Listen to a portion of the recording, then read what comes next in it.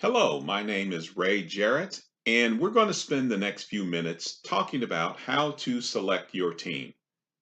So let's go ahead and get started. I think we've got some great information here for you today. When you're picking your team, let's define what it is that we're looking for or a methodology in how to pick a team of proteges. I've got a recommendation, and here are three places that you might want to start searching. The first is what I call opportunity seekers. These are individuals who have created their own opportunity or who are taking advantage of an opportunity that you have custom created for them or a group of people to show exactly their skills and showcase what they can do in the organization. The second area is what I call misaligned talent. These are people who may have skills and talents above what you've noticed initially, or you may have hired them in the organization, let's say as a janitor, only to find out later that they have an extensive financial background. So here's a great place to search. Last but not least is malcontents. Now, you have to be careful because this is a little tricky, but some of these people may be displaced leaders or they may have innate leadership skills, but they manifest themselves as a person who's upset and maybe wants to take on a cause in the organization.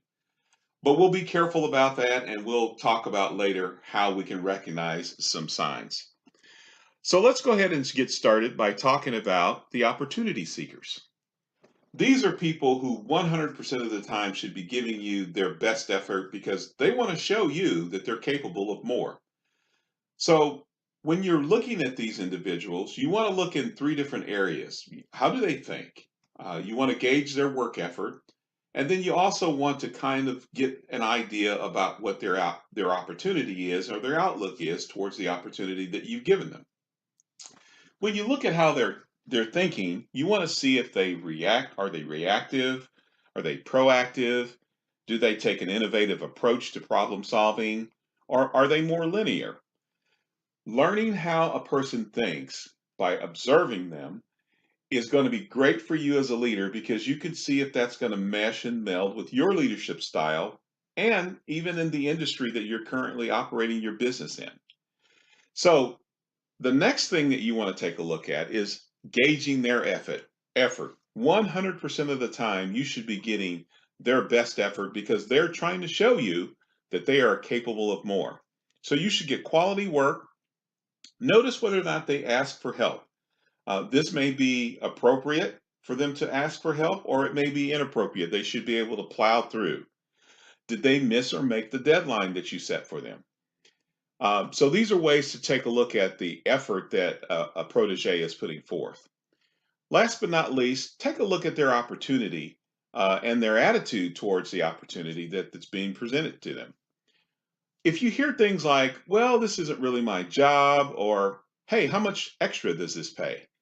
While that may be something that is appropriate to talk about, it certainly isn't the thing that you as a leader want to hear as soon as you start offering them this opportunity to move forward. Instead, what you should hear is some excitement and even some type of gratitude that they've been given an opportunity to show what they've got, showcase their skills. Let's now go ahead and talk about the second area, which is the misplaced leaders. These people, again, may have other skills. They may have extensive backgrounds in another area. I would recommend bringing them in and giving them an impromptu interview or asking at least at a minimum for their resume to see what they may be able to do. If you look at them in their normal, natural workplace, see if they are a person that normally brings order to chaos. If when there is an opportunity, they step up. In the absence of a leader, they take charge. And last but not least, listen for complaints about the status quo. And listen carefully because it may not be that they're a malcontent, but they may be actually visualizing a better way to do things. And if given the opportunity, they could implement it. And that would showcase again the opportunity for them to be mentored and to move up in the organization. Now let's talk about those malcontents. These people almost always get overlooked in an organization because they're kind of viewed as rabble rousers or pot stirrers. But sometimes you can turn some of these people from the dark side. They're people who may be frustrated, and you want to listen carefully because it could be that it's just a broken process or something that isn't working in the organization, and that really frustrates them and it makes them stand out. And so they see themselves as a champion or a champion of lost causes.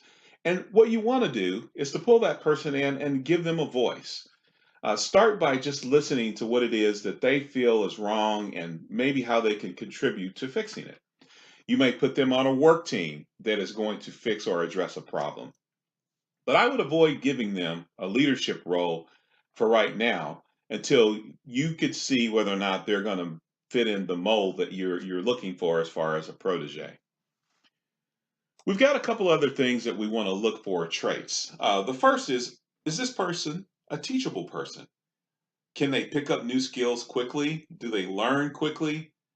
Are they computer literate? And so you want to get somebody who can learn new things, who can learn things that they have previously not been trained in. You also want to take a look at how they treat others. Is this person mean, abusive, rude? Do they basically alienate others when they are working with them? You want to make sure that ultimately you don't pick somebody who has these traits because while they're going to be a leader and have more responsibility, ultimately they're going to be working with the people that you're leading.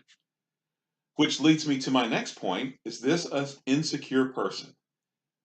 You want to avoid this at all costs. Insecure people will use their platform and their influence and their leadership to fill holes in their own soul that are really missing.